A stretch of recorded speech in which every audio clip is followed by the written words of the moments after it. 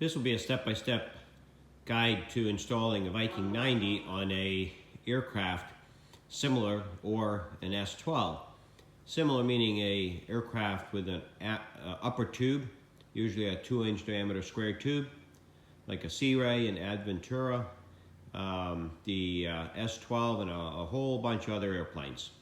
Let's start describing the mechanical installation of the engine to the tube. This is the bracket you will receive that will enter the 2-inch tube from the back, and then you're going to drill 1/8-inch holes through, and then drill them up to 1/4-inch holes and bolt through the root tube. This will set the exact location of the aft end of the engine. You have to consider things such as clearing the flaps with the propeller, what length the prop extension you need, and so forth, and where you want the engine positioned up on the airplane before you go ahead and cut the tube and mount this piece. Now, let's go and look at the prototype, what that looks like. Alright, so here's how we mounted the prototype. Now, your mount's going to be different like I just showed you. And you just cut the tube and slide it in, and then the bolts will come in from the top down. And you'll have 1/8-inch holes to measure and find, and then you drill them up little by little until it gets up to 1/4-inch. Your bracket will also have extra ears here on the side with another hole, and you're going to use some 4130 steel from Aircraft Spruce, 1/8-inch thick by 1-inch wide, and you're going to put a bolt here. This one goes behind here, but yours will have a separate ear here, and that strip goes then down to one of the behind one of the flap attach brackets, and that'll stabilize the mount on the root tube and make the whole thing very sturdy up there. In the front, you're just going to use your supplied tube. We'll take a look at the engine in this installation, and you're going to put a bolt through that with a large washer and the rubber couplings, another large washer, and then tighten that down. And then the other end of the tube sits down on the 2-inch tube, square tube, and we'll take a look at that below. This plane's been put together, so there's not much you can see, but there's the tube coming down from up above. And then it sits on the square tube, and then there are just 2 bolts that you drill.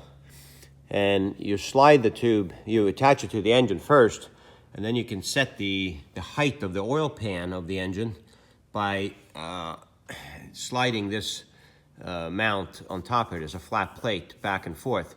So you slide it until it lifts the engine to the height that you want.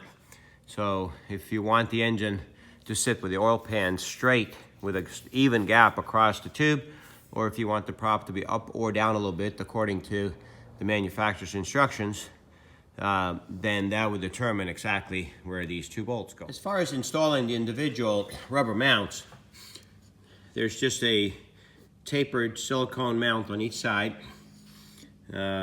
small AN6 washer, a big fender washer, AN washer, same on the other side. Sometimes we also put a washer in between here, just so that there's steel against the rubber and not aluminum, but that's just kind of a preference. And then you snug it down until you feel it all bottoms out. No specific torque, but you will feel that it suddenly bottoms out. That's because there's a steel sleeve tube inside here. So you're not just tightening against the rubber. Eventually it'll hit the tube and it'll stop. Next, we're going to talk about installing your cooling system. Mount your radiator. There are provisions made on the forward tube to mount the radiator, and the rubber mounts come with it. Then run a hose with the electrical clamps and a beaded aluminum tube to the thermostat housing right here. And then on the other side, let's take a look at that. Okay, again, this is the inlet of the radiator. Basically, the hot water comes out of the cylinder head up front here, and then we just turn it in a couple elbows. We've supported it here, and then we come into the radiator there. And there's our fill cap. The engine is set up for a 5-pound cap, which is requires you to use NPG coolant or waterless coolant. You can look up what that is all about on evanscooling.com on the internet. And that's so we can run very little pressure in the engine. And then off of the cap, you're just going to run a hose into a catch tank. The catch tank then being below the cap, so that any fluid that gets pushed out, air and fluid that gets pushed out, goes down into the overflow tank. And then as the system cools back down, it'll draw it back in. The reason it has to be below the cap is so that when you remove this cap, if there's a bottle higher, it'll just overflow here. So that's how you mount that. Let's cover this exhaust system. Different exhaust systems are available. This is a good one for the pusher configuration. It's a 3-into-1 header with a sandwiched stainless steel style gasket. The header then goes into a 90-degree steel elbow, stainless steel elbow, which is held by a rivet pin and a clamp. There's a 1/4-inch rivet that goes down inside the exhaust. There's 2 holes in the exhaust, and then there's a small protrusion of the rivet that holds the rivet in by using a clamp. The clamps are not tightened very much. They should be almost loose. They're only there to hold the rivets, to keep the tubes from separating in the expansion. The same is true for this one. Put the 1/4-inch rivet in through the 1/4-inch holes, and then put the small end of the rivet through the clamp. Tighten the clamp just a little bit. If you tighten it too much, it'll pop because of the heat. And the clamp is not there to hold the tubes together. It's only there to hold the rivets, and that's important. And then the muffler gets mounted on the brackets that are supplied. This is a style where it uses extension of the gearbox mounting tubes. There's a bracket here, and there's another bracket down here. This is a glass pack slash perforated disc type of muffler. So you want to use 8 of these discs when you assemble the back end of it. And that gives you the right back pressure slash silencing of this combination muffler. After a few years, you might have to take this apart, order another glass mat from Supertrap, which just makes this muffler, and repack it. Let's cover the fuel system for the engine. A lot of these airplanes have tanks in the wings, which is nice. You get gravity feed. What we use the gravity feed for is to gravity feed into a small header tank that's mounted down here in the bottom of the airplane. So basically, the RANs traditionally have a fuel pickup in the front of the wing and a fuel pickup in the back of the wing. So one hose from each go all the way down, and in this airplane they follow this tube. Okay, so there's 2 from each side of the airplane, and those hoses then go into the header tank. 2 of them go to the top, and 2 of them go to the bottom. And that'll feed the header tank and burp air out of the header tank. The header tank is a self-contained fuel system. It has the pumps built into it. As you can see, the pumps are right here. Lots of information online about that. We did put a T, a street T in one of these where the fuel comes in, so we could put a drain, so we can drain the lowest point on the fuel system. Then you wire the fuel system. You know, each pump has 2 wires, negative and a positive. And you also run the feed hoses from the 2 pumps to this aluminum splitter that's supplied. It has additional check valves, and so that, you know, fuel can't flow in out of one pump and into the other. We also mount our fuel pressure transducer there, and then we have a hose that then goes up to the engine. As you can see, there's a high pressure fuel filter. Everything uses the Radiator crimp clamps and fuel injection hose. And we're going to go up and see where about engine instrumentation. You would mount your Viking View in the panel, and there's one cable that goes from that back to the brain of the Viking View. So you're going to route that one cable back to this box right here. You mount that somewhere in the airplane. So these two, one of these come from the instrument, and the other one is for power and ground. And the rest of these just come from the engine, so they just run in a bundle up to the engine, and we'll go up there and see where they connect and what they are. Nice thing about the Viking View is there's no connections that you have to make. The cables come all finished, and there's enough cabling even for an airplane like this to go all the way from the engine to the little brain box, and then from there to the front of the airplane.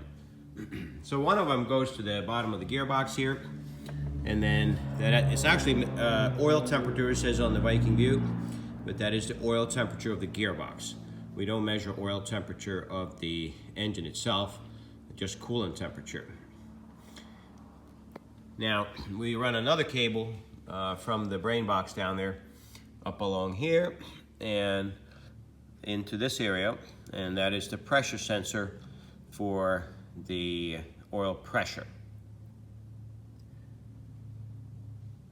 On top of the cylinder head here, two temperature probes. One is for the Viking View, so the pilot can measure the coolant temperature of the engine, and then next to it is one that goes to the computer that runs the engine. It has its own separate sender unit.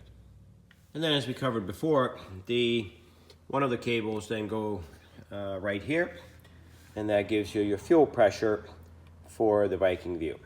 Now let's go and look at the Viking View one more time and see if we have covered everything. Okay, so on the top it says tacho, tachometer, and that would then display your RPM as the engine is running.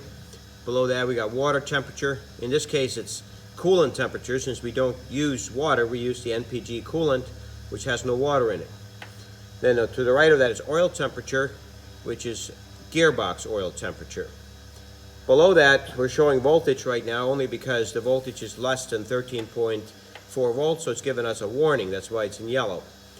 Normally, that would display fuel pressure. To the right of that, we have oil pressure, which now is 0 because the engine is now running. In order to get the tach on the top, there's a wire from the ECU, the computer that runs the engine, that goes to the Viking View. And you just follow the instructions in the Viking View instructions how to get a solid tach reading of the engine. How to wire the Viking 90 for such a small sports plane like this that's being used for recreational use. You're basically going to have a master switch. What that does is it grounds the solenoid up here. The solenoid then puts power to your main bus. And everything goes on the main bus for a little sports plane like this. Each fuel pump comes on with that. The computer comes on with that. Viking View comes on with that. Everything comes on with that. And then, so as soon as you hit that switch, you're ready to fly. Other items for the airframe, we're not concerned about, but you can have other, well, you do need a separate switch for the alternator to turn the alternator on and off. Otherwise, there's no way to shut down the engine. If you shut down the master and you leave the alternator on, it will continue to run. There's such a switch right here on a ignition switch, but we actually prefer a separate switch for that. And then if you want to have avionics master and things like that, that's separate, that's for you. But for the engine, you ground the solenoid and everything is running. The harness from the computer has power, you hook up power. Each fuel pump has power, hook up fuel pumps. And once you have power to the computer and power to each of the fuel pumps, then you're ready to fly. Each pump only draws 1.6 amps. So for a small plane like this, that it's just for recreational and fun flying, powered parachutes, small airplanes, gyrocopters, those kinds of things, we don't want to clutter the panels with extra fuel pump switches and all that. Everything comes on and we go flying. Yeah, oiling system. So you have a dipstick here.